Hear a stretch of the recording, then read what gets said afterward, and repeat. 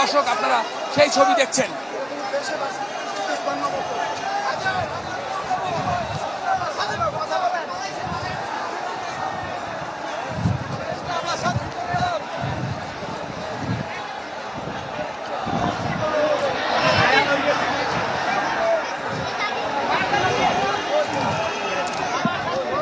আমরা দর্শক এই বিজয় উল্লাসের কথা আসলে বলে বোঝানো যাবে না। একদম শিশু থেকে শুরু করে বৃদ্ধ সবাই লাল সবুজের পতাকা, মাথায় পতাকা, বুকে পতাকা, হাতে পতাকা, সবাই কিন্তু একত্রিত হয়েছেন এবং তারা স্লোগানে এই রাজপথ প্রকম্পিত করেছেন।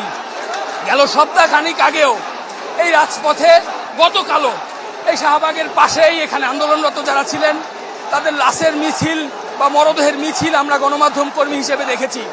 ভীষণ এক সংঘাতপূর্ণ রক্তক্ষয়ী পরিস্থিতি ছিল। আজকে কিন্তু বলা চলে ঢাকার বুকে বিজয় উল্লাস চলছে, একটি শান্তিপূর্ণ অবস্থান। ঢাকার মানুষের রাজপথে সবাই বেরিয়ে এসেছেন, সবাই বিজয় উল্লাস করছেন এবং সরকার তাদের যে এক দফা দাবি ছিল তারা বুঝে গেছেন যে তাদের এক দফা দাবি এরই মধ্যে বাস্তবায়ন হয়ে গেছে। সবুজ আপনি